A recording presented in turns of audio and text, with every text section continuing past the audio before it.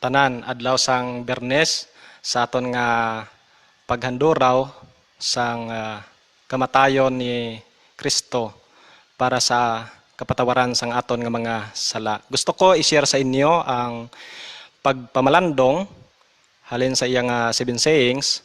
Unang pulong ni Hesus sa cross, pulong sang pagpatawad. Kung may tao gani nga nakahimo sing malain batok sa aton, dako gid ang posibilidad nga maghupot kita sing kaakig o kon pagdumot sa iya. Luyag naton nga ipabatsyag man sa iya ang iya ginahimo sa aton. Kung sa kasuguan pa sa mga Hudyo, kabuhi sa kabuhi, mata sa mata, ngipon sa ngipon, kamot sa kamot, tiil sa tiil, paso sa paso, pilas sa pilas, kaglabod sa labod.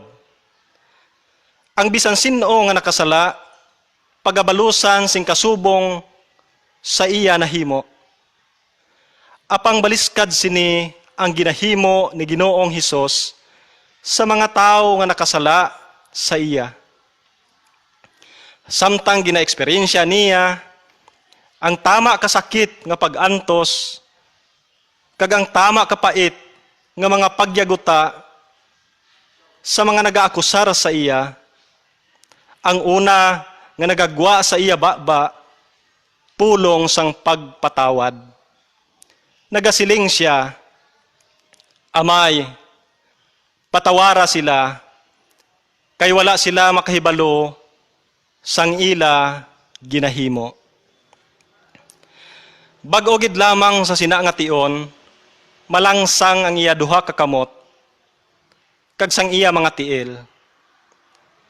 Yara sa iya, sa sina nga tion, ang pagbatsyag sing kasakit, ang kahapdi sang pilas, ang kangilo sang langsang nga nagasalop sa iya duha kakamot, kag duha ka tiil. Yara sa iya ang kakapoy, gikan sa malawig nga pagpanlakaton, nga nagapasan sang cross. Yara sa iya ang kauhaw, kag labaw sa tanan, ang kabug-atan sang paglukdo sang kaakig sang Dios nga Amay. Apang sa pihak sini nga tanan, nagapangamuyo siya. Ginapangamuyo niya adtong mga tao nga nangin kabangdanan sang iya pag-antos. Ginapangamuyo niya adtong mga tao nga hindi nagakadapat buhion pa, mga tao nga takos pagasilutan sang pinakabugat nga silot sa sina mismo nga tion. Amo sini nga sahi sang tao ang ginapangamuyuan ni Ginoong Hesus sa nagasiling siya, Amay, patawara sila, kay wala sila makahibalo sang ila ginahimo.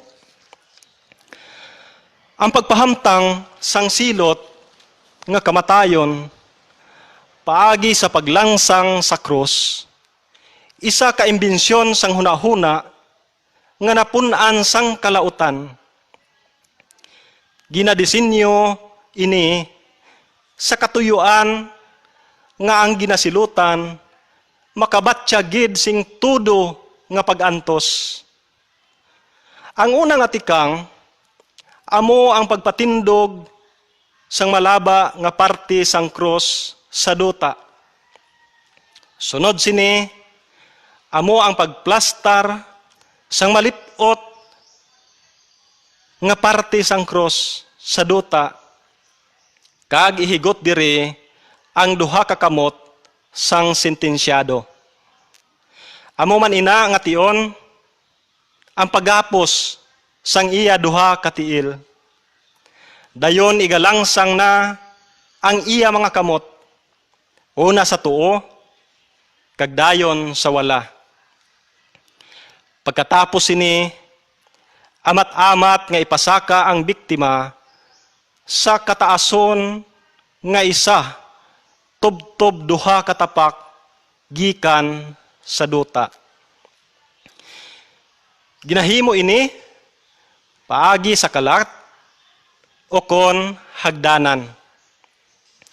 Agod nga mahaganhagan ang kabugaton sang tagumatayon nga lawas sang sentensyado, ginabugkos ang hawak sini sa nagatindog nga bahin sang krus, paagi sa isa kamabakod nga panapton o kontila. Dayon, igalangsang na ang nagatapik kag ginapos nga tiil sang sentensyado. Matapos himuon ini nga tanan, pabayaan na ang tao nga ginasilutan. Magapabilin siya sa sina nga kahimtangan, tubtob nga mapatay siya. Daw hindi mapatihan, nga mayara pa sa maghuna-huna, nga ini nga lugar, isa ka perpekto nga lugar sa pagpangamuyo. Pero si Ginoong Hesus, nagapangamuyo sa sini nga lugar. Kung basihan ta, ang orihinal nga lingwahe, sang bersikulo nga aton ginpatpat subong, si Hesus wala lamang magpangamuyo, sini, sing isa kabisis. Ginahimo niya ini, sing mapinadayunon. Bot silingon, nga samtang ginahimo sa mga otoridad ang proseso sang paglangsang sa cross, nagpangamuyo si Hesus para sa ila. Sang ginpahigda siya sang soldado sa duta, agod nga gapuson ang iya mga kamot kag tiil, nagpangamuyo siya, Amay, patawara sila, kay wala sila makahibalo sang ila ginahimo. Sang ginapalpag sa mga tao ang langsang,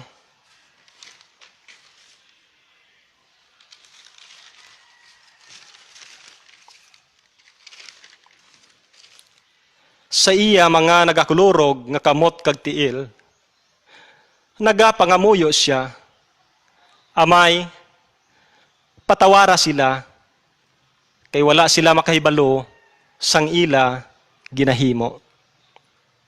Sang ginpasaka ang iya nakagapos kag nakalangsang nga mga kamot, nagpangamuyo siya, Amay, patawara sila, kay wala sila makahibalo sang ila ginahimo. Sang ginagisi ang iyabayo sa mga soldado, sang ginayaguta, kag ginahangkat ang iya pagka-Diyos sang madamo nga mga tao, nagpangamuyo siya, Amay, patawara sila, kay wala sila makahibalo sang ila ginahimo. Sa sina nga tion, pwede gid nga hukman gilayon sang Dios ang ila ginahimo. Pwede gid sina mismo nga oras ibubo sang Dios nga Amay ang bug-os nga puwersa sang iya kaakig. Pero wala ini matigayon tungod sang pangamuyo ni Ginoong Hesus. Wala ini nagakahulugan nga ginpangamuyo ni Ginoong Hesus ang kapatawaran sang sala sang tanan nga mga tao nga may kaangtanan sang paglangsang sa iya sa krus. Wala man ini nagakahulugan nga ginpakawalay sala niya ang mga inosente. Ang kahulugan sini amo nga ginpahayag ni Ginoong Hesus ang iya persona bilang manluluwas sang iya nga mga katawhan. Ginapangabay niya ang kapatawaran sang ila mga sala, kag ipaupok na lamang sa iya ang kaakig sang Dios nga Amay. Ginapangabay man niya nga ipaiway anay ang adlaw sang paghukom. Luyag niya nga mahatagan tsansa agod maluwas ang madamo nga mga tao nga inosente na hanungod sa kamatuoran. Gani mga kauturan sa Ginoo, ang pangamuyo ni Ginoong Hesus naghatag sa aton sing tsansa agod makahangop sang kamatuoran, makahinulsol sang aton mga sala, kag makapasakop sa iya paggahom. Dayawon ta siya sa walay katubtuban. Ihalad ta ang aton bug-os nga kabuhi bilang buhi nga halad para sa iya. Sa tion nga nagapangduha-duha kita, nahanungod sa kapatawaran sang aton mga sala, kag sa tion nga aton isig katao makahimo sing sala sa aton, dumdumon ta si Ginoong Hesus nga nagasiling, Amay, patawara sila, kay wala sila makaibalo sang ila ginahimo. Magapangamuyo kita.